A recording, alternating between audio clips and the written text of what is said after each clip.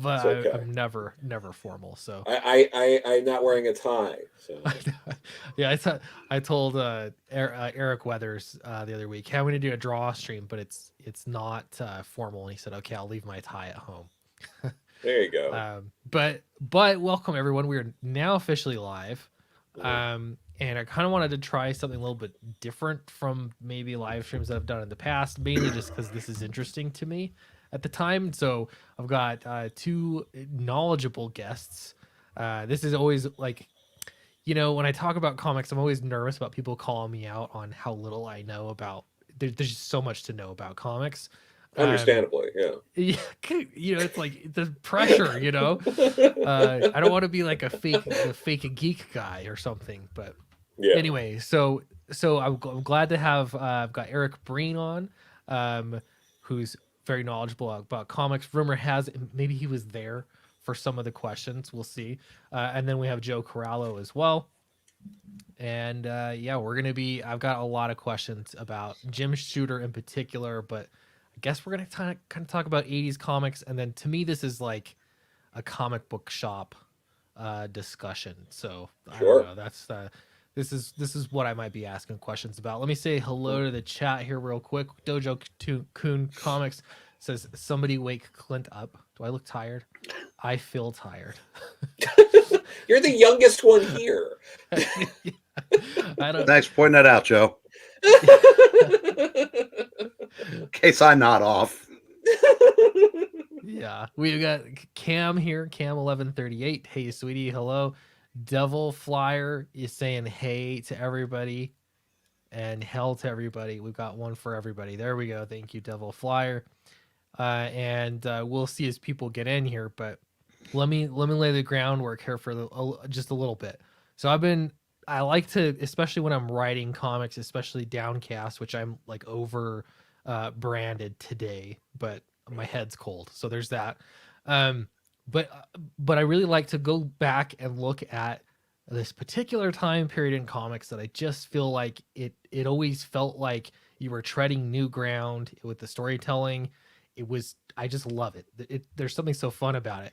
Um, and you look at the editor in chief, and often I would see Jim Shooter in there. So I Sure. kind of got thinking about it. And he's a kind of controversial, or he Mhm. could have been maybe at the time. But to me, like he clearly was doing something right in a lot of ways as well. So that's sort of the why I wanted to talk about Jim Shooter, and it was Yeah. interesting to me. So um, I don't know, 80s comics. What do you guys think?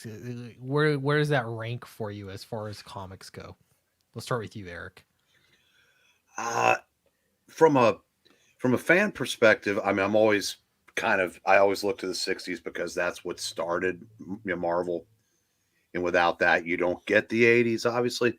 But as far as quality, if you look at the greatest runs in comic book history, the what's always cited are Claremont Burns' X Men, Miller's Daredevil, Simonson's Thor, Burns' Fantastic Four, and a couple other ones that don't get as much notice, like Denny O'Neil's Iron Man, Roger Stern's Avengers, and I didn't even touch Spider Man. Yeah. And all of that happened under Jim Shooter, and all that happened in the first half of the '80s.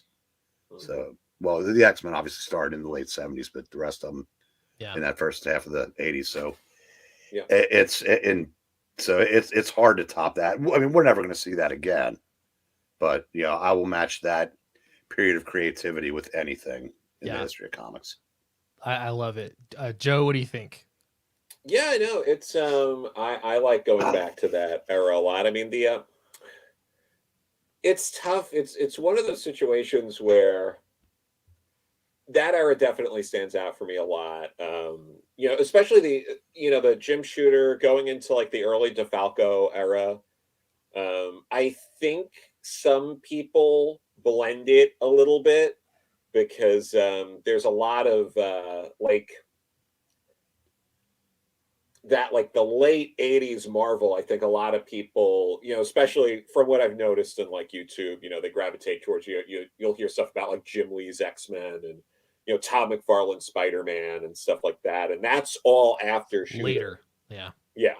in the DeFalco era. You know, Shooter teed up some of that stuff, but yeah, for me, that the Shooter era also gave us some of the best DC comics in the 80s because of all the people he drove away from Marvel. That's what Eric and I were literally before you got in and we were talking live.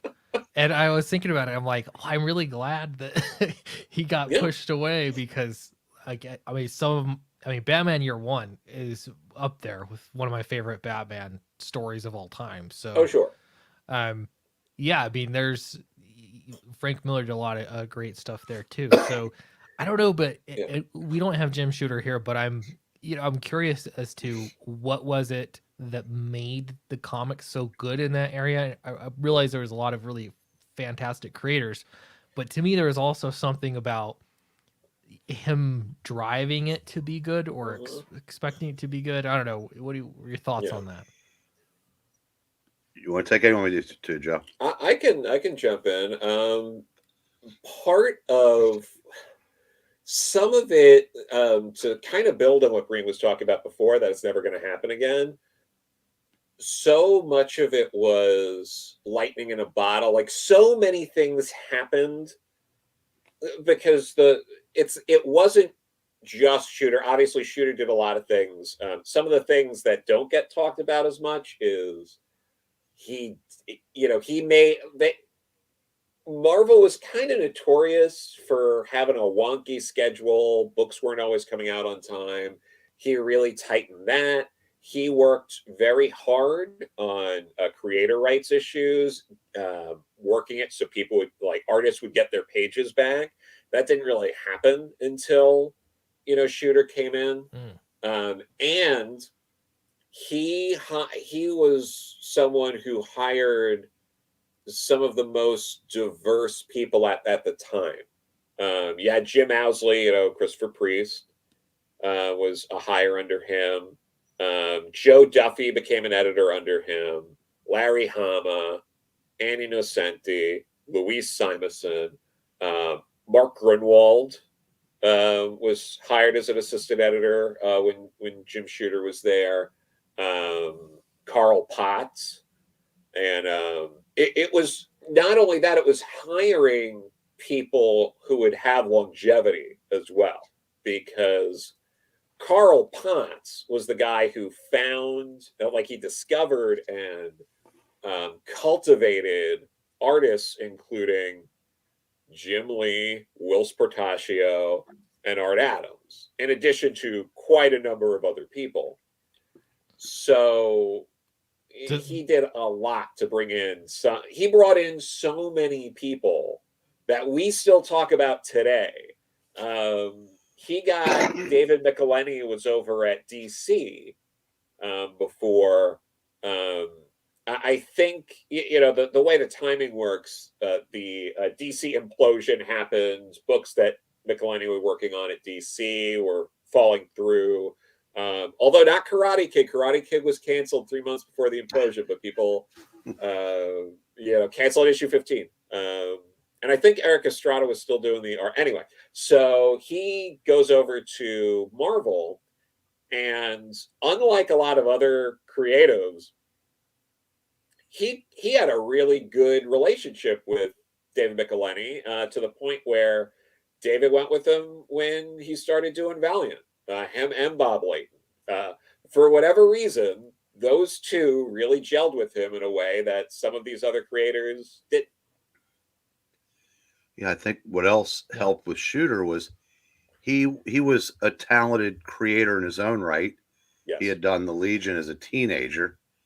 And over at Marvel, you could argue that he wrote the greatest Avengers story ever told, at least in my opinion, the Korvac saga. He actually could draw a little bit. He penciled Supervillain Team Up number 9. So he understood what it took to be. He understood both sides of it as creator and as an administrator. But he also understood, because as Joe was saying, Marvel, they were so late on so many books. And in those days, you didn't not put the book out. You just the last second just pulled a reprint. and they even had a name for it. They called it the dreaded Deadline Doom. And Fantastic Four, probably 3 issues in a couple of years, had reprints, and Shooter stopped all of that. You were going to get it done and done on time, come hell or high water under Shooter. And I don't know if that, spurred on creativity, but it didn't hurt because he got the best out of the people that worked for him. Yeah. So the more I thought about this, and this is totally just my theory, but it seems like the editor-in-chief can be the advocate for the reader, like potentially, because it's easy for, I think, creators to get into the creation process, and that's kind of their thing, but to me, if the editor-in-chief is like get your books out on time, they're going to be this certain level standard of quality, all those things, that's kind of what I think of as a editor-in-chief's job. And maybe that is advocating for the reader to, you know what I mean? Like it's okay. You still got to get the book out on time, because that's important to the readership, and maybe that's it too. But then Joe, you did bring up, he did quite a bit for creator rights as well, which is, it's interesting. I didn't know about that with the original art pages. I didn't know that was Jim Shooter. Yeah. So that's awesome. So this is why I invited you guys, because you know a lot more about it than I do. I thought you invited us because you knew that we weren't doing the retrospectives anymore, and you knew we weren't getting our quality Monday time. That's true. Thanks for keeping that alive for one more week. Yeah, no problem. Yeah, I gotta bring it. Did you literally just stop last week too, or has it been a little while? Yeah. That's hilarious. I don't know about you, Joe, but I'm just like wandering around the house this morning, going, I know there's something I'm supposed to be doing, but I made a lot of waffles and I froze a bunch so I can have waffles for a whole week if I wanted. Well, I'm so glad you're here instead of eating waffles. That could be dangerous. So look over at our sponsors here. I'm actually showing, since here we go, over on Graphic Man. If you want to see Eric Breen, the particular show you're talking about is 4-Color Fossils, right? Yes. Wednesdays is a stream talking about this great time period in comics, or number of time period in comics, but yeah, older comic books, love it. And then also you said here on Englantine's channel, I Love Comics, Saturday nights is an auction. And then I have Downcast 4 Hunting Ground. This is a pre-launch page, not launching until Fatal ships. I've got a printer right now working on a proof, so I'm really, really excited to ship that book. It's going to be fun. So, and then Joe, I don't know if you have anything else you want. We'll come back to you too if you have anything you want to pitch or promote or anything. But Dahlia in the Dark's out now from Mad Cave Studios, and I've got a story in Archie's Happy Horror Days on Wednesday, so it should be out. So yeah, but I got Jim Shooter to sign this one of my Legion archives. He signed another one too, but I got that Jim Shooter autograph there, and he started with Adventure Comics 346. He created Feral Lad, Nemesis Kid, Princess Projectra, Karate Kid, and these are his layouts. He drew the issue. It's technically not the first issue. I think the first issue he did was the one after this, where he introduced Dr. Regulus, but actually 2 issues after, because this is like 2 parts. But yeah, it was because he was a kid. He didn't know that you had different people doing like the different things. So he drew the issue when he submitted it. And he did the layouts or breakdowns for like a few of them, and Kurt Swan cleaned them up. But yeah.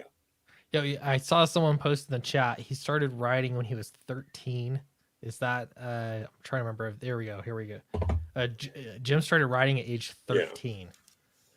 I believe technically, like, he was published when he was 13. I believe he technically started the process when he was 12. You got to work up to it, Yeah. but he was published at 13 It's years. crazy. But no, it's which is younger than some, like certainly a lot of people, but that whole generation. I mean, Paul Levitz was a teenager, Paul Kupperberg was a teenager, Jerry Conway was a teenager. Like it was a lot of young guy. Cary Bates was a teenager when he started because they basically followed up Shooter on Legion with another teenager. And no offense to Kurt Swan at all, he's one of my all-time favorites, but Cary Bates comes in and they're like, "Oh, well, we'll give you Dave Cockrum and Mike Grell." It was, that was, not, but I mean, Grell's one of my also, anyway, but yeah, and Jim Shooter also created Parasite, one of a fan favorite Superman villain, and that issue that issue of Action Comics where they fight Parasite, I would stack that story against just about anything Marvel was doing at the time as being like you could have switched some of the characters, printed that as a Marvel book, and no one would have batted an eye. They would have thought it would have fit with the kind of stuff Marvel was doing. You had this tragic villain and this tragic death and all that. It was done very well. Now, Joe, could you have seen Kurt Swan drawing all of those fetish shop costumes that the Legion were wearing at the time?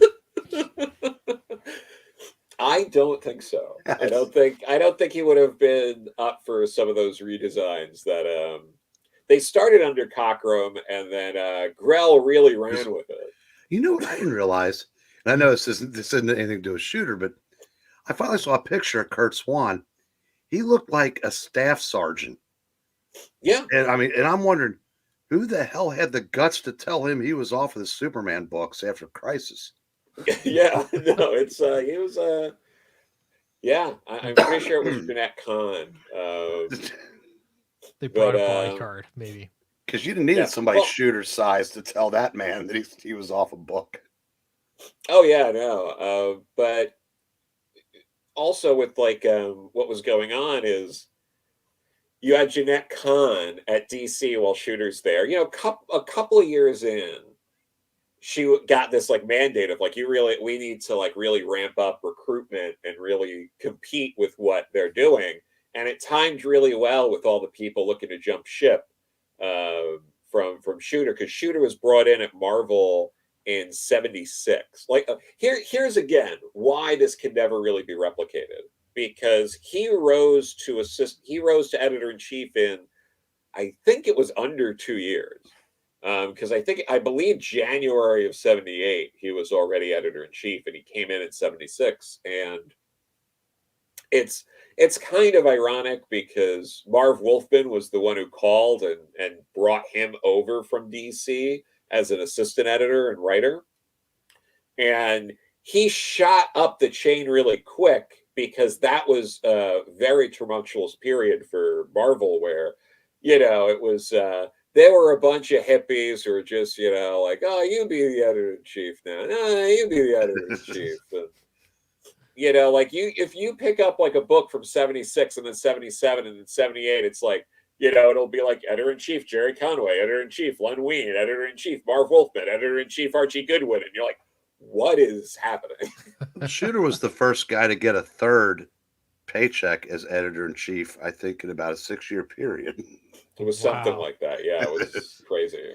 But and then he lasted for so long. Roland's comment here is interesting too. Nesenti cringes whenever she hears Shooter's name. And I've seen interviews with a number of creators over time, and this is often the reaction. A lot of creators just did not like him, but Yeah.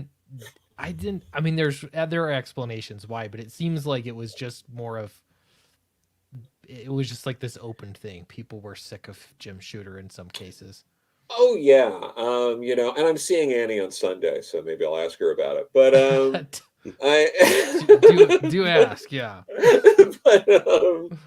but no, you look through it, and there were a lot of people who left fairly early on, like Marv Wolfman, George Perez, Gene Colan, Roy Thomas. Thanks to Jim Shooter, we got some of the best Action Comics Superman you were going to get. You got some of the best Batman. When you had Gene Colan coming on Batman and doing that with Jerry Conway, and then Doug Menck, who also left because of Jim Shooter. So you had him come in and take over Batman Detective because of Shooter. You had Roy Thomas on, was it All Star? Yeah, it's All Star Squadron was great. You had all these things that were going on because Shooter drove everyone out. Although I did hear Gene Colan wasn't driven out. He actually left on good terms, but I think he had a chance. He'd always wanted to do Batman because when he was at DC, I know I have Romance Comics where he does the art on stories. Same with John Romita, who did those for like 7 years, but could never get a superhero book. That's why Stan poached him to come to Marvel. Yeah, man, I can't. I can leave the channel, but I can't escape the Black Cat like references. Thank you, Cumberbatch. Really. Yes. But to that point too, I think multiple people have cited sort of like Secret Wars, like the success of that being the moment when Jim Shooter became like just unbearable. Like that was the moment for that some creatives like John Byrne have cited as, oh, that's when Jim decided that he could do no wrong and he knew everything about the business. And that was, because of what a colossal success it was, and that was only the second really big crossover with everyone, because you had Contest of Champions. That was a little before that. And yeah, it's that going on. And obviously Burns stuck it out, but then left shortly before, Shooter left, or rather, fired unceremoniously on April 15th, tax day of all days. But, you have that. I saw people are harassing me in the chat because you're just going through all these names of people, and I told you I don't know that much about it, which is why I invited you on. But I think it was it 1988 that Jim Shooter was ousted? Is that correct? 87. Darn close. You were very close, yeah. Because it was very unceremonious because he left like in the middle of a lot of things. Like he left right as the Fall of the Mutants was happening. He left in the middle of the whole the Captain storyline in Captain America, where they had got John Walker and all of that going on. So like it was very much they saw an opportunity and they took it to get rid of him. People have described him too, like when Perchai talked with Glenn Greenberg the other week. He had mentioned that if only Shooter was more politically savvy, he might have been able to weather some of that. And by that I mean I'm talking office politics, but if he could maneuver that better, he might have been able to stick it out. Absolutely. And that's interesting to me, because I gotta wonder how much ego is in the Marvel bullpen at the time. But like he's, you know what I mean, him thinking that he could do no wrong. Like I can just see so many bruised egos constantly, all around. I mean, we're talking about comic book creators here. But that only goes so far. So there's definitely I don't know. I kind of would wish that he'd stick around, but at the same time, I kept looking at comic books, and even after Jim Shooter left, there was still those remnants of great comics coming out, that I enjoy like during that time period. And so, I mean, I don't know. He changed things to this point. But what do you think it would take to get back to that, or you think it really is a lightning in a bottle? You can't recreate that. I don't think you can get that many people with that much creativity to do work for hire on characters they don't own, because that's why Yeah. there's a reason why you're not seeing a dearth of new characters. You're seeing derivatives of already existing ones, because I said you want, if you've got an idea for a great character, you're going to take it somewhere where you can own it lock, stock, and barrel. Yeah. And that's so I don't think you can ever recapture that the big two, which is unfortunate, because like I said, it's because the big two aren't going anywhere, at least not in the near future. And it is so different now than it was 40 years ago. For better or worse, I'll leave that up to the individual to decide. I know what direction I fall, but I just it's one of those where it's like, that great sports team that won 3 championships in a row. It's just, you're not going to get it again. Yeah. Or if you do, it's going to look a hell of a lot different. They're going to do it an entirely different way. Yeah.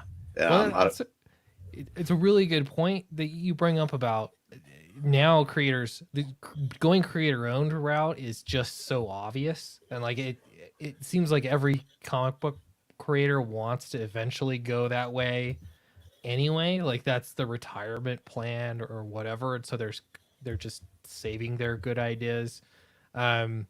It's interesting though, because you could have done that in the 80s, but it just wasn't the same, or it didn't happen. You didn't see it that often, I guess. I don't know. Well, there was a lot of money to be made in the mainstream industry also. That's another thing. A lot of the best creators have either priced themselves out or been priced out by the big two that figure, why would I pay creator A $400 a page when I can get creator B for $60? Yeah. And by their reasoning, the people are still going to buy the book if you slap a Batman on the title. So it's, I said it definitely, the creative end definitely, it's definitely different now. Yeah. Yeah. The incentives are definitely, they're just so different. Yeah, for sure. Roland says Red Sox and New England Patriots. Cam says $1 billion companies can't seem to sell 100,000 books, or rarely. Yeah, I mean, just the volume of books. It's kind of crazy too, because I was telling Joe earlier, I started reading comic books with the Tom DeFalco era of Spider-Man with the black suit, and I just had a couple random issues, and they were so fun, like the random issues. So now I'm like, I'm gonna go back and get it. There's no omnibus for it to read, so I'm going and buying single issues. But the amazing thing is that even though they've been printed so long ago, most of them are really inexpensive, and I can very easily find them. There's just so many in stock, and I think that speaks to just how many comic books were printed at the time, to demand too. It speaks to that, and beyond that, unfortunately for Tom DeFalco, he is one of the most underrated, I think, writers, really. And part of that is he had the unfortunate luck of writing Spider-Man in between Roger Stern and David McElhenney, paired with Todd McFarlane, followed by Eric Larson. So he was in a spot where a lot of people for a long time overlooked that era of Spider-Man just completely. Yeah. Which is a real shame, because Ron Frenz is also great, very underrated, I think. I think because he wasn't a splashy artist, that he was more of a like he could do a good Kirby, he could do a good Ditko.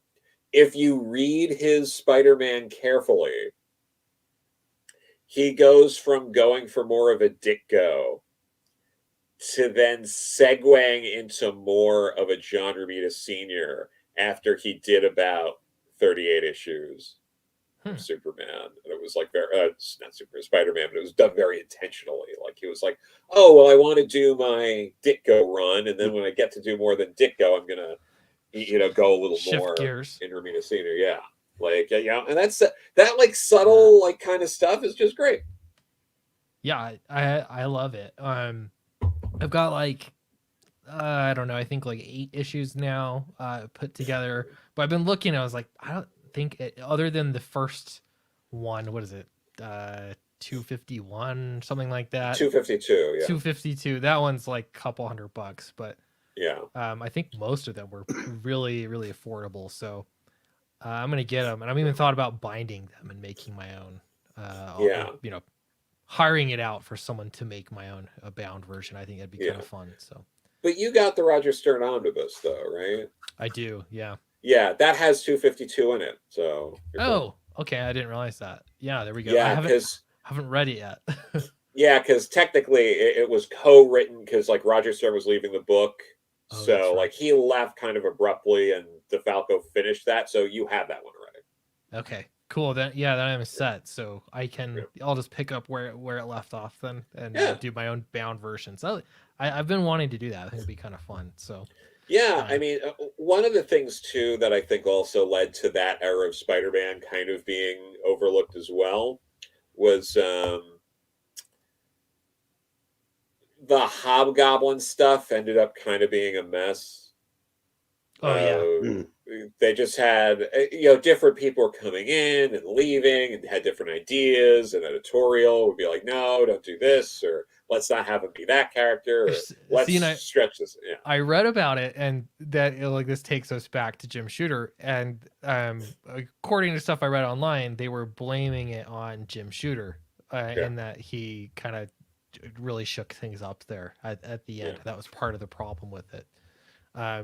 I haven't gotten to that part. I've only read a few random issues, but yeah, no, for sure. But you had that, and Shooter. I don't know if we'd have X-Men in the same way without him, because New Mutants was his idea. He wanted to do that, and he had a meeting with Chris about it and told him that they're doing this book. And Chris, Claremont didn't really want to do it at the time, according to stories. Claremont's around; he can answer that himself. But according to stories, he was like kind of hesitant, like, "Oh, I want to like focus on like kind of what I'm doing." And Jim was basically like, "The book's selling too well. We're doing this spin-off, and we'll have someone else write it then. Or I'm asking you first. I'm giving you first dibs because this like the X-Men books are like your babies. So you can either say yes and do it, or I'm getting someone else to do it." And that's when Claremont was like, "All right, fine, I'll write it." Yeah, he's like pressuring people into doing what he wanted, I guess. But again, like so many good decisions though came out of that, or great things. But it just had such a good mix too of creators at the same time that, like you said, are still just legendary still. Oh yeah, and some of the more underrated stuff, and we touched on some of this in I think some of the retrospectives that Brina and I have done too, is easily one of, in addition to Denny's Iron Man, that run on the Hulk, that like Sal Buscema run on the Hulk before Peter David. It's mostly written by Bill Mantlo, and it's really good. It gets a memory hold. It kind of suffers from the same thing that like DeFalco and Friends on Spider-Man suffer from. Yeah, where Peter David did so much to like redefine and re-energize the Hulk that era kind of gets memory holds. Like people think of like Herb Shrimpy on the Hulk, and then they think of Peter David, and they kind of gloss over that Buscema era, which is and for Buscema, that was, I believe that was his favorite character. That was the one he wanted to draw the most. So when there was that opening, he took it and he stayed on the book for as long as he could. I think he ended up being there longer than Herb. I believe so. And and you're right, that gets forgotten. But one of the things, like I said, because again, Fossil here, I was around when Hulk Smash became Bruce Banner Hulk, and it was, at least for myself, it was a breath of fresh air because you're reading the Hulk all these months, looking for just the tiniest hint that he's getting a little bit smarter. Then you see him in the Defenders, written by somebody else, and he's like it's a complete child again. And it was really interesting to see this character finally being the intelligent version of him, and teaming up, getting Amnesty, meeting the Avengers as Bruce Banner, and but then inevitably, and I'm sure that, I don't know if this was Matlow's idea all along, but I'm sure at some point, management probably put pressure on him to make him Savage again, but they'd already done the childlike Savage, so they just said, "You want Savage? We'll give you Savage." And that storyline that there is a retrospective of on Thinking Critical. Yeah. Yes. At the end of that, there is nothing left of Bruce Banner, and that leads to about a year of him being truly mindless. And Doctor Strange sends him out to one of his, dimensions that, that eventually leads into what became Peter David's run. Yeah. So that's another thing too, is when I was doing a little bit of research on this, and like looking through my Spider-Man omnibus, I haven't yet gotten to. I'm still finishing up my Daredevil compendium, believe it or not. I keep bouncing around from things. But when you flip through it and you look at it, I was looking at it with my son, and I was like, "Do you want to read this together?" Because we've been sometimes sitting down reading some comic books together. It's been really fun. I've really been enjoying it. Like, maybe let's do this Spider-Man together. And we're looking through it, and he's like, "There's not very many Spider-Man costumes in there. Like, I don't see Spider-Man that often, like just as a cursory flip through." And he's in there obviously, but the more I thought about it, I'm like, that's actually, I think, what maybe one of the things that made this so interesting, and that there was a focus on Peter Parker, there was a focus on Matt Murdock, there was a and I don't know if that's solely for this time period, but when they did focus on the character outside of the superhero, it, to me, that made it really interesting and compelling. And that's part of what I love about Frank Miller's Daredevil run, is the Matt Murdock aspect of Daredevil. One thing that separated Marvel from DC, almost going back to day one, and it was the same thing that made the MCU so successful initially, or superhero movies in general, is like they cast an actor to play Peter Parker, not Spider-Man. They cast, and I know it's pre-MCU, they cast someone to play Tony Stark, not Iron Man. Now, it did ruin Iron Man as a character in the comics, but that's for another stream. Sure. But in Marvel, the secret identity was every bit, if not more important than the superhero. Whereas DC, the superhero, or the secret identity, was just someone to be a placeholder until they could change into the superhero. And that's, I said, and that obviously resonated with readers because 10 years into Marvel, they had pretty much left DC in the dust. I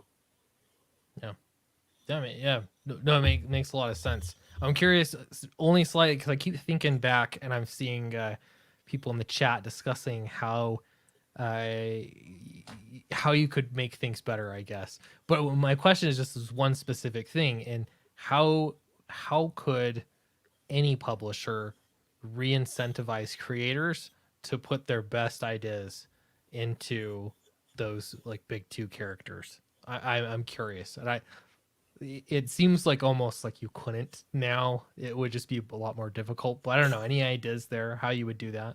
Oh, simple. That part, but it'll never be done. Is you would have to, the people that are still, young enough to be creative, that have been there before, offer them a big fat payday to come in and save these characters. The young guns that that have some creative in them, do the same for that. But as long as the attitude of we can get by paying our creators less and still get the sales. I mean, the sales prove otherwise. I mean, right now, the only 2 books that hit 6 figures that aren't events on any kind of consistent basis is Batman, not Detective, not Urban Legends, not any of the other 47 Batman titles. Batman and Amazing Spider-Man. You could take the creative team off of Amazing Spider-Man, and it's not going to matter. You could have Chip Zdarsky was doing an infinitely better Spider-Man and Spectacular than Dan Slott was doing at Amazing. Mm-hmm. Dan Slott was selling 2.5 times more because his adjective was amazing and not spectacular. Yeah. So if you ever want to see more titles at least rise up like it used to, I said you're going to have to pay to do it. I mean, it costs money to make money. I'm not sure the big 2 are all that concerned about that at this point. Again, that's a stream for another day also. Yeah. But really, you bring the creatives back. You knock off the endless events, bring back the supporting cast, bring back the subplots, which you don't get anymore because you can't be sure that the writer's going to be on the title long enough to see the subplots through. So they've kind of eliminated them. Yeah. So, I mean, there's all kinds of things you can do. But if you do that, though, are the people that appreciated the comics that were done by then like that? Or will they come back? I don't know. Will you lose the people that like the way they are now if you go back to what made them, in my opinion, better then? I'm not sure there's any easy answer there. See, and I wonder if there was an initiative to like take just one title even and say we're going to do something really special here, and I don't know, like just try to do. I don't know. Maybe I'm thinking about it. They had the Fantastic Four that came out recently. I can't remember his name. Alex Ross. Yeah. I mean, that sold really well. From what I saw, and the covers look great. I'm actually not a very big Alex Ross fan. I know that's blasphemous. There it is. But This is some of his better stuff. I was gonna say I saw artwork from that, and I changed my mind. I was like, oh my gosh, that looks amazing. But whatever they did here with Alex Ross, I don't know. There's some movement here. Alex Ross seemed to really want to do it. I guess that's at the end of the day, that's what it comes down to. But I don't think Marvel. I'm not sure Marvel even acknowledged it. I mean, hell, I work at a comic shop and we couldn't get it. Yeah. It was through Abrams had printed that, but it sold really well through other markets. I think it sold out at Amazon because it was like out of print there for a little bit, and they brought it back, but it sold out at Amazon in like a couple of months. Now, Clint, if you want, pretty crazy. If you want to impress people at cocktail parties in your circle, you can remind them that this is a sequel of sorts to Fantastic Four 51, This Man, This Monster. Yeah. Okay. By the time you get done with that, you'll be the only person still standing there. But but it'll impress people. Okay. As they're walking away from that's but yeah, I'm like, I guess I can see it. I can see it happening, there I don't know, I was trying to think there's another example there that was fairly recent. I'm losing it now, but I don't know, there's those opportunities where they tee it up, get a creator rather than a movie director or something like that. I always find that kind of funny when they pull in a movie director or a movie director's son or something like that. You're talking about the J.J. Abrams Spider-Man. Yeah. John Carpenter, they'll get to do things from time to time. And it's like, that's fine. But like, people really want to see like Jim Lee do Batman again, or people want to see, I mean, any name it, pick one of those creators that we're all still talking about. Sure. But obviously they got to be incentivized to do it. So now, I would be curious to see and I don't know how we even find out anymore, the sales on Batman, Joker, whatever that story's called. Oh, the Deadly Duo. Yeah. Yeah. Deadly Duo that Mark Silvestri's doing, because that kind of fits what you're talking about. Exactly. Yeah, that's another example. And I Yeah. know it didn't do very well at our store Mm. because Yeah. again, a lot of the audience that would have flocked to that have been driven out. Hmm. And then how do you reach those people? Because comics does a terrible job of promoting themselves. Because Sure. I said, have you ever seen? When you go to the MCU, a movie, one of the MCU movies, during the previews, with all the money Disney has behind them, don't you think they could have thrown in maybe 1 60-second spot promoting their comics? Never You, did. I you think would think DC so. did it once. Promoted some shows on the CW or the CW. I think they might have had a commercial or two for comics. That's your best. That's your best bet to reach the most amount of people. So how did people even find out that Mark Silvestri was doing a Batman? Yeah. So I've got a theory about this too. I think maybe that somewhere up the ladder, some suits have decided that comics. I see the same thing actually with Magic: The Gathering. I don't know if you guys are following that at all. What the Wizards is doing right now, but they have classified it as a collectible and not entertainment. Somewhere up there, a suit has decided that these are collectibles, and so they've put so much time and attention into making variant covers and how can you make these collectibles in the most efficient and again paying creators the least amount possible to just get the collectible to sell it to the market of people interested in collectibles. Like it's just a very different mindset than thinking, hey, we're making entertainment here for people, let's make good entertainment. And that one mind shift change makes for very different products in my opinion. I think like somewhere along the line, there's part of that that's involved in it. So they're like, why would we promote the comic books themselves? We're just gonna milk those collectors that are buying variant covers, just by making more. That's a good point because the interiors, the comic books now aren't really designed to be collected. Because if they were, you wouldn't relaunch every 6 months, every year, because that's for every great jumping on point, it's also an equally great jumping off point. Yeah. And if you go to conventions, 98% of the people that are looking for back issues are looking for the original runs. And so you do get this gigantic variant market. But another thing that, I guess it's the elephant in the room you're not allowed to say. I don't know why. You can't pirate a variant cover. There's no percentage in that. So it does force you to buy the physical copy. Oh, I didn't think about that. Yeah. And without those, God only knows what some of the numbers would look like. It matters. I totally get it. Like it does matter. And I do one variant cover on my books, so I'll have two choices. And it's like it can be fun. It can also be way overdone.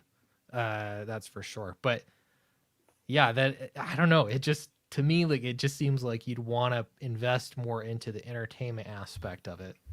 But I don't know. Well, this is your baby. I mean, this is what you've built towards. So, I mean, it's personal. You put your best into it, as I know Joe does with his, because it is your idea from pillar to post. So you are selling what's between the covers, Right. and so, but with a lot of the big two and a lot of the other companies, they do realize. I said when there's the what's that expression? All hat, no cattle. There's a lot of that at the big two, where I said you better have a glitzy cover, which doesn't tell you squat about what the story is inside. Right. Yeah. That's another thing that the industry has lost sight of, which we old timers miss. Yeah. Well, and I watched a documentary about some of the just like recently about some of the Spider-Man discussions back then. It was interesting because a lot of the sales techniques focused around the story. So it'd be like we're putting Spider-Man in a black costume and we're not going to tell anybody why so they're going to want to buy Secret Wars so they can find out why. And it was just this very thoughtful like yes, it was an event, and at the same time, like maybe like opened a can of worms that we Yeah. that we get sick of today. But when the story itself was the selling point, you know, and that's sort of what mattered on the cover versus you know, just like a cool image, you know, that they're not Yeah. exactly the same. You also had, Shooter was there when they were doing the creator-owned comics at Marvel. Like creator-owned comics were becoming a thing. You had like First Comics, Eclipse. There were some other publishers coming up, and you also cared about doing comics for kids. You had the Star line, which included comics like Heathcliff #1. Oh yeah, 9.6 too. It's a 9 for yeah. That's There's 'cause not a that's lot 'cause- of these. Joe went back in time and ripped it out of the little kid's hand before he could destroy it. Grubby little fingers. Yeah, exactly. That's so funny. Yeah, I don't totally Heathcliff #1. That's what shook me there. Yeah. Let's Now, hear he another. can't terrorize the neighborhood in that. It's true. I used to watch that cartoon when I was a kid. I did too. Now I gotta find it. How does Garfield feel about you cheating on him with Heathcliff? We don't talk about Heathcliff when Garfield's around. It's true. Now, Joe, because we didn't do very well when I did the first round of our words from our sponsors here, but I gotta say Sure. you did this story for TKO. I already told you about it. Mhm. It came out as a ash can, and it's Mhm. this short story alien planet kind Yeah. of thing. And when I read it, I was like, what I want is for you to write an alien story, like for Dark Horse or whatever has to happen. That's what I want because you got the right vibe down. So, Well, thank you. yeah, but you're doing a lot of stuff. You said tell us what you have out again. And you got one from Mad Cave Studios. Well, right now. my new book at Mad Cave's Dahlia in the Dark. Issue 1 came out last week. It's going to be 6 issues. I'm looking forward to getting that story out there. And then I have an Archie short out next week as part of their Happy Horror Days book, which features Frank Thierry and Joe Eisma doing another Jughead the Hunger story. That's not this week. Oh yeah, it is this week. It's Wednesday.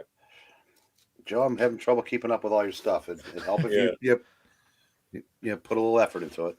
Yeah, no. So there's that, and then I mean, I'm still working on some more stuff. I was outlining something last week that I submitted. So yeah, it's just that being on top of things. It's a grind. I'm sure you know, Clint. Yeah, my grind's a little different. I mean, I don't know how different. Maybe it is a little different. It's very much like, oh, now I'm the pre-press guy. Now I'm, Yeah. trying to do all that stuff. But I'm in a pretty good place here. I'm really excited to be getting Fatal out. There you go. It's at their printer, so I'm waiting for a proof back. I'm trying to arrange so I can go in physically and record a little video when they're printing it. That would be pretty rad. Always wanted to do that. Since I'm printing locally, that's doable. But yeah, my next big book here is Downcast Volume 4. I honestly never thought I would make it this far anywhere, but really excited about this. I got some artwork here from Eric Weathers. No, he has not taken over as the artist. He did a one chapter, which it makes a lot of sense to change art styles there. So I'm really excited about it. We still have Nacho back on the story. Eric Breen, we're going back here. You said I love comics Saturday nights. There is the comic book auction, not art auction, but actual comic books. Yeah, and it's not like the ones you usually find on YouTube. It's basically a live stream where we sell comics. We'll put up lots, and we'll talk about the books if any of us read them. And there's a lot of $1, $2, $3 NES, what he calls the big dogs, which are a little bit more expensive. But it's kind of the equivalent of like nickel dime poker with a conversation going on. Yeah. So it's more than 3/4 of the people that come to the auction don't bid. They're just there for the live stream portion of it. So it's a little different Totally. than The standard auction. And then if you want more of this comic book talk, which I have enjoyed quite a bit, so thank you guys for Yeah. coming on and teaching me. Yeah, no problem. If you want more of that, go over here to Graphic Man. This is Wednesdays, right, Eric? Yeah. That you're streaming there, talking comics. And I believe we have a guest this week. I believe I'm gonna potentially Oh. talk some Archie, and I'll probably show off this for the people who don't show up there. Oh God, it's so heavy. It's got a really big book. The Love and Rockets hardcover box set. Wow. It is 30 pounds. It's, And this is the first 50 issues in a hardcover collection. You could kill a man with that thing. Oh my God, yes. now, Joe is very well liked in these circles. But I can tell you with 100% assurance, when he goes to move out of that apartment, he has no friends. Because nobody's going to come help him move all those guys. I've resigned myself to that because that's of course that's not going to happen because I love the superhero stuff, but I got Love and Rockets there. I got Pete Bag's Complete Hate. That's Pete Bag. Great. See, it's if you're like me, the more you are getting into it, like the more I'm leaning toward just these heavy, big hardcover books. Yeah. Which are I mean, at least there are fewer of them in theory, but they're sure are heavy. Roland has a question. What kind of Copper Age Superman books are on the auctions? I might join next time. Ooh. We'll get some bronze and copper. So a lot of the post-crisis Burns, Stern, Wolfman, Simonson stuff. It can basically go anywhere from the 70s through the 90s. It maybe bleed into the 21st century a little bit. We found that the really newer stuff doesn't do very well. But the bronze and copper age does seem to do better. I mean, when we get the occasional silver age stuff, it's usually lower grade because, like I said, we're not really. This is kind of what we do to like fill holes in people's collections. So if that answer helps at all. Okay, so you're just gonna have to check it out, Roland, and see what they got. Yeah. Yeah, 8 o'clock Saturday night. Every once in a while, I pop in and see what they have up, but I don't know. I've gotten the itch lately to like really get into some of these older books. I want to do some hunting. So man, there's this Silver Age is so fun. If you want to go broke, tune in on Wednesdays. You get through a couple rounds with us because I tell you what I look for has changed so much in just the year and a half we've been doing this. Because I'll tell you real quick, I'm sure you've heard of Classics Illustrated. Yes. Well, well into my 50s, I would rather had my teeth pulled without Novocaine than read a Classics Illustrated. And now I have a bunch. Of course you do. Nice. You're like me that way. And Graphic Man, Micah did a video about 6 months ago showing off his complete set. And it was 50 minutes, and I was riveted through the whole thing. 2 years ago, I would have no chance in hell. I'd rather watch the CBS sitcom. This Lorna Doone, this one is, I believe, the only one that has interiors done by Matt Baker. Nice. He's just one of the absolute. In terms of Golden Age artists, he's easily one of the best. What was it? I got my copy of It Rhymes with Lust here somewhere too. See, you guys are. I barely know like Copper Age, and then you get back to the Golden Age. I really don't. Yeah. This is Silver Streak. We could talk Silver Streak. Yeah. well, this is considered by many to be like the first graphic novel. That's cool. This is it's important, and co-written by Arnold Drake, the co-creator of Doom Patrol, and some would argue as a result of that, X-Men. But yeah, and all the cool kids have that. yes, It's true. The timing of those releases is just too suspicious. oh yeah, no, for sure. But there was it was like a 3-month difference. But over the years, Arnold Drake became more and more convinced that, like at first he kind of thought it was a coincidence, but different things came up over the years that he thought like maybe something else was going on. But we'll never truly know, I guess. So But didn't the same thing come up with Man-Thing and Swamp Thing that and Len Wein, I think, was actually sharing an apartment with the person that created the other one, but my memory's failing me on. Was it Steve Gerber? I'm trying to think who it was. I want to say Gerber. And I'm guessing he created Man-Thing. That would make sense, actually. Yeah, I think it was. Yeah, Steve Gerber, Jerry Conway, and Roy Thomas all have some level of ownership on that. So yeah, I think it was Gerber. I mean, yeah, I guess they're different enough. One can think, the other one has a carrot for a nose. True. Yeah. Exactly. One doesn't have a nose at all. Which is why Gil Kane never drew him. That's an inside joke for nobody apparently. But we have a thing.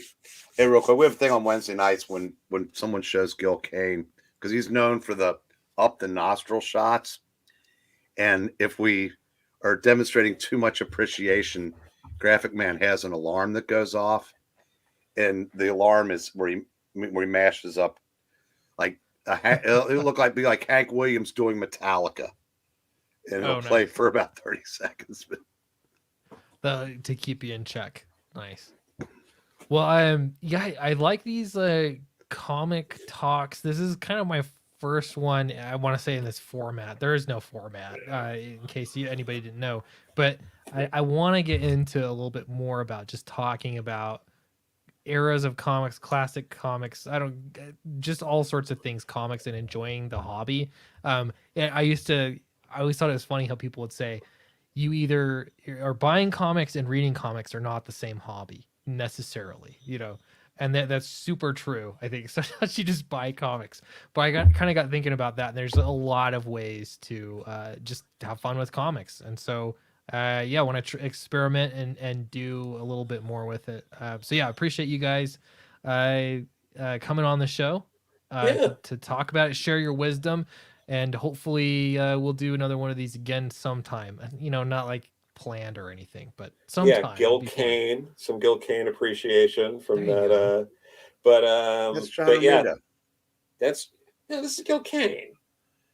It's a Gil Kane cover. It's a cover. That's 90% Romita. If Kane drew it, he inked the crap out of it. It's John Romita Sr. inked it. It's a Gil Kane cover. Wow, there's almost no trace of Gil Kane left in that one. So we're both right. And then but these two omnibuses cover the whole Jerry Conway Spider-Man, Amazing Spider-Man run. I know we did, and then I have they did hardcovers of this. I think they sold out pretty quick. It's hard to find all of these now, but they actually did a hardcover Batman by Jerry Conway set that has it all in chronological order, so the detective and Batman issues in the order they're supposed to be read in. So nice. It's a nice one. Someday they're gonna publish it in order with Conway, Mensch, or Menk. I've heard it both ways. However you pronounce it. It's like 80 to 85. I want that. Yeah. So bad, but I guess that'll have to do for now. See, this could be another fun segment, because I could say who has this book? And then you see you guys run and through collections. I can't imagine. I think I've got. If you ask my wife, my comic book collection is large, but yeah, I don't think it even broaches. It's okay. One of the things on Wednesday nights is people show books, and then when my turn comes up, I will show something that one of them had already shown, and it got to the point to where they named it Breening, and I was watching a stream on another channel the other night. Somebody did that. You've been breened. And it was, and I just turned on the stream and I said, my fame is spreading. And one of the guys that's always in the comments said, God damn, you're everywhere. Yeah, I said, Joe is doing a fine job of what I usually do. Yeah. And it's nice because somebody else is doing the running for a change. Yeah. Well, someone mentioned Paul Levitz, and I'm a big Legion fan. So they did, his run started by the time they did the 13th Legion archive. So I got that, and I got Bob Wycheck and Joe Staten to sign with Paul. See, I'm imagining you two hauling these books to a convention. Your backpack is just brimming with these giant hardcover books. It's a rolly suitcase, but yeah, I'm not going to put it on a backpack. Granny carts. The image, though, I love that. That's the image. Yeah. Then here are the here's four more. This is the 4 hardcovers after volume 13. So you get, Superboy, the Legion of Superheroes, Volume 1. This has the wedding of, Saturn Girl and Lightning Lad. You have, Volume 2, which that has the Earth War in it. And then there's the 2 volumes that lead up to the Great Darkness saga. So you have to read all of that. Before the Darkness, yes, those 2. And then I have the out-of-print oversized hardcover of the Great Darkness saga, signed by Paul. And then this is like everyone should read this. I mean, everyone should just read all of the Legions starting from the Silver Age and just go through Crisis until like a little after Crisis, and you're fine. But and then there's the follow-up deluxe hardcover, The Curse. And this one's also great, more Paul and Keith Giffen. And oh god, I'm such a Legion fan. I have the 3 trade paperbacks. I have all the issues too, but I have the 3 trade paperbacks to the New 52 stuff. So I'm a big Legion fan. Yeah. You've only told me that a handful of times. Probably only. And I've read absolutely none of it, but you should read the Legion sometime. I think it's pretty good. Yeah, I'm sure it is. I'm curious, how many single issues do you have? Are you like completely with the collected editions? I do mostly the collected editions at this point. I've moved before. And in moving before, suddenly a lot of those floppies just they don't make it if they're not signed or not something I really like. I've donated floppies to just like local shops before, things like that, where I'm like, I'm not looking to make a quick buck. I'm fine, just take them. So I've done that. I've unloaded hundreds and hundreds of comics, just like being like, I don't need these, just take them. Yeah, I've got to get a better system. And I've got like different, to me, crowdfunded books, I get a lot of crowdfunded comic books. They don't all line up size. There's such a variety that I actually bought CGC. The short boxes that are made for CGC books, so they're a little wider, the graded copies, and that has been a lifesaver because now I can fit odds and ends shapes in there. Dojo Kun Comics says he has 54,000 plus single issues. Wow. I'm not sure. What does he mean by that? Plus single issues. I mean, is it I think he's 54,000 just saying comics? it's over. Over 54,000. Yeah, Is I that think that's just what I mean. He when says, I sold my collection? years I had ago. 55,000. Wow. Wow. It was 255 long boxes plus stragglers. It took me 3 years. I sold Marvel 1 year, DC the next, and Indies the year after that. Did But it bring any sadness at all, or was it like, yes? I gotta tell you, it's.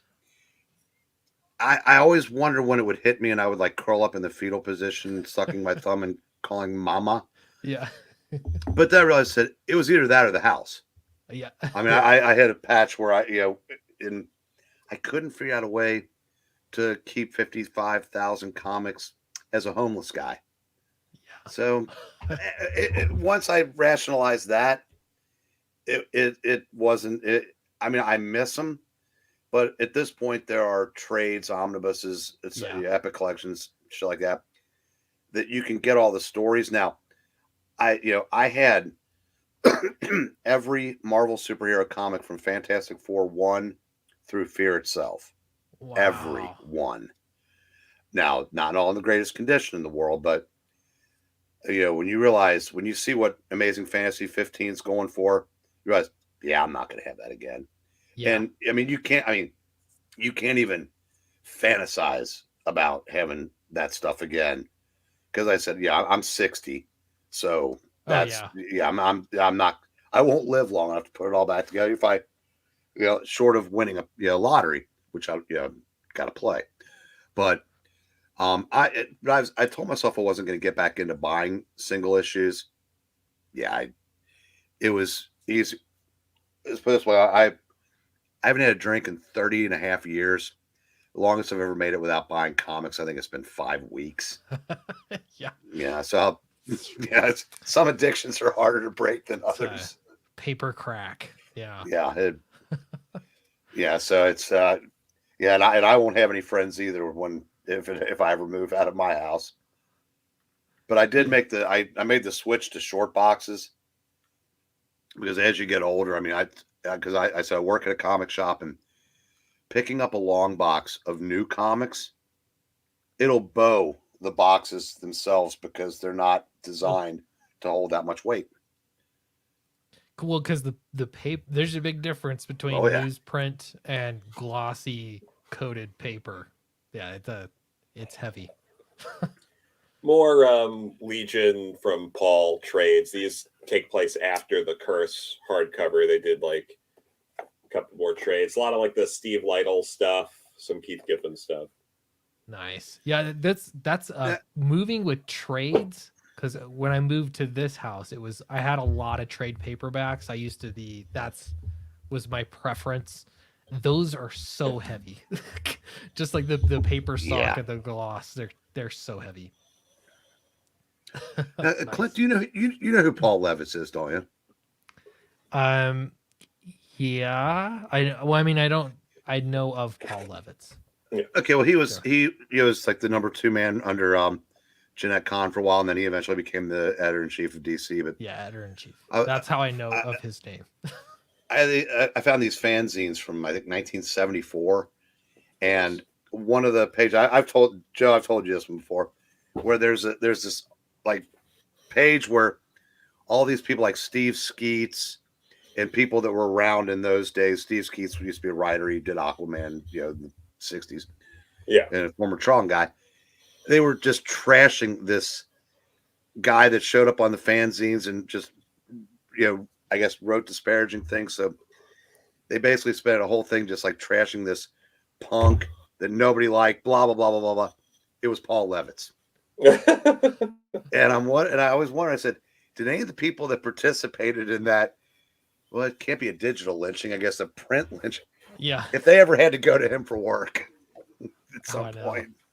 There's so many, like, that's the other thing too, is like the stuff that happens in comics, the office politics, stuff like that. It's kind of nuts. Kind of bringing it back to Jim Shooter, but yeah, I've just heard so many stories. It's kind of nutty. And then, some of the other older stuff too that's worth reading is just the whole Stan and Jack Thor run. You have everything. What's on your list still to get, Joe? There is. I need to get more Golden Age Batman.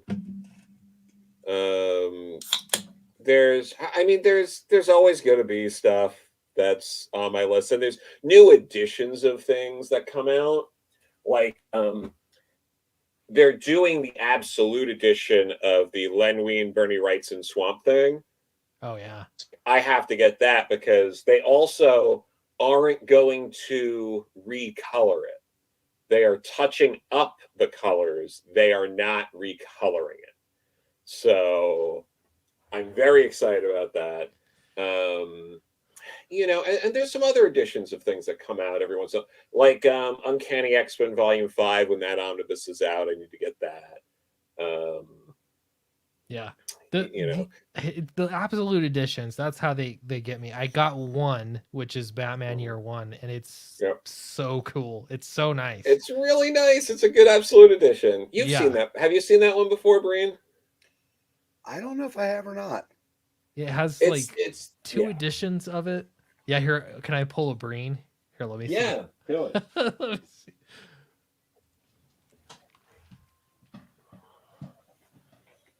If I'd known this was going to be show and tell, I would have come prepared.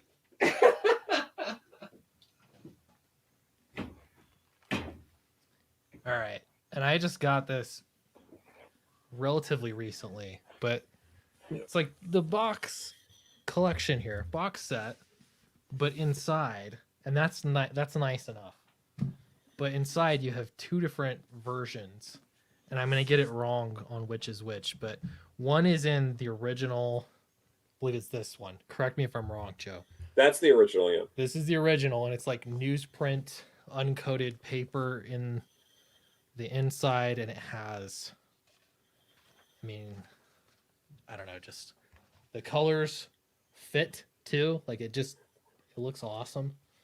And then they have this version, which is what I'm more familiar with, which is the modern version, I guess. It's still uncoated paper, but it's not the newsprint look. So that is cool. Yeah. Yeah, it's a really cool way to do it. They're huge. Yeah, really cool. See, I just every once in a while I'll go to the other shop in town to see how they're doing. And two of the things I picked up were 404 and 405 because I had 406 and 407. So now I have the individual issues again. And plus whatever trade I had it in before. And I read that for the first time, probably since it came out. And I realized that Frank Miller had a thing for having his main character cheating on or really messing with his significant other. Yeah. And that wonder how Trevor Von Eden feels about that. Sounds like you have some inside information to share with us there, sir. Well, Lynn Varley started out dating Trevor before she dated Frank. Interesting. Yeah, I don't know. That always I can only imagine when it came out, the fan uproar. I just know when I read it, I was like, no, Gordon, no, but it's so good. I think I've read it probably like 8 times. I can tell you, for me, a lot. When that came out, fandom was so far up Frank Miller's backside that he could have had Batman kill Gordon and nobody would have said boo. Yeah. Oh yeah. Because that wasn't that long after Dark Knight Returns, which just absolutely, that was getting write-ups in Spin magazine. Yeah. Google it, kids. Yeah. What's a magazine? I kid. But it was, so Frank was absolutely bulletproof when he did year one. And honestly, I said, it gave Gordon. It made him human. Now the stories we're talking about that, and Joe showed the Jerry Conway hardcovers. That was really when Jim Gordon became a three-dimensional character. Yeah. Because if you read the Bob Haney Brave and the Bolds, he was just, I mean, it's like, Batman, you saved the world 1,000 times, but you let that drug kingpin get away. You're finished in this town. Or he would be this, fat pipe smoking doofus. And so, Gordon, Gordon, when Frank Miller came on and he gave his origin story, he gave the character human frailties on top of the depth he'd acquired in the first half of the decade, that Gordon became a truly memorable character in the 80s, even though he'd been around since 1939. Yeah. Since we touched on some of this stuff before too, I've got was it the Demon in a Bottle? Of course, we support with David Michelini and Bob Layton signing that one, and then this one's sad, but the Ironmonger hardcover, which we did a retrospective on those issues leading up to that to 200 on Wes's channel, signed by, this is the sad part, Rich Buckler, Herb Shrimpy, and Denny O'Neil. Jeez, anybody else you want to bump off? I got some Neil Adams and George Perez's over there, but yeah, no, it's don't sign any books that Joe hands you is what this comes down to. Here's what's worse is in 2016, I commissioned an artist to do a David Bowie for me and another artist to do a Princess Leia sketch for me. So, and your hit list is growing longer. This doesn't bode well. Yeah, I can remember years ago when Ethan was doing videos where he was talking about how he would send his DVDs to people that were in the movies. Yeah. And like 2 or 3 times they died not long after. Yeah. But those people were really old. Yes. When you start getting like young, I don't know, name new creator X, Y, or Z, who knows? And they're also dying. You're croaking people that are barely older than me. I got another one I thought of. Give me a sec here. It's I'm gonna check my mailbox, see if Joe sent me anything he wants me to sign. Yeah, no, I might have to now. But here's another sad one. Preacher, signed by Steve Dillon. But I also got Garth and Stuart Moore, so So watch out. Yeah, they're on the clock. Yeah. Watch out. But yeah, it's Preacher's pretty good. Yeah. We'll now I'm like, oh, man, it'd be fun. There's some shows around comic collections that could be kind of fun. I got to think about that a little bit, but I think we're gonna wrap it up for tonight because I have to go. But I really appreciate because I'll just keep showing awesome signed books I have with all these sketches. You got sketches too. Yeah. Rest in peace, Tim Sale. Yeah, Tim Sale, one of the greats. Oh yeah, but Paul Pope, Damian Scott, Scott Hampton, they're fine and they're all in here. Yeah. So. I can't believe too, as you pulled those out, I kept thinking, man, so many have passed recently, like within 2 years or so, like so many of those names. That's kind of luckily I'm within arm's reach of a George Perez signature. Which is funny because Joe's been getting signatures for just over 2 years now, and I just it's been some turnover in the industry. So well, what was it? Cool. I got a Dan Slott one here. Oh yeah, did you get his signature? Yeah, the one time it doesn't work. Oh, that's there's I did get a Super Sons omnibus with Pete Tomasi. There you go. You need to do a collection tour video. That's what I want to see. Like everything on your shelves. I'm imagining Yeah, I like the should do that. Gem Mint collectibles YouTube video, just got all those full shelves. But yours is Oh, all yeah. within arm's reach somehow. You've got a big Rolodex. I got to meet Jem at New York Comic Con. It was fun.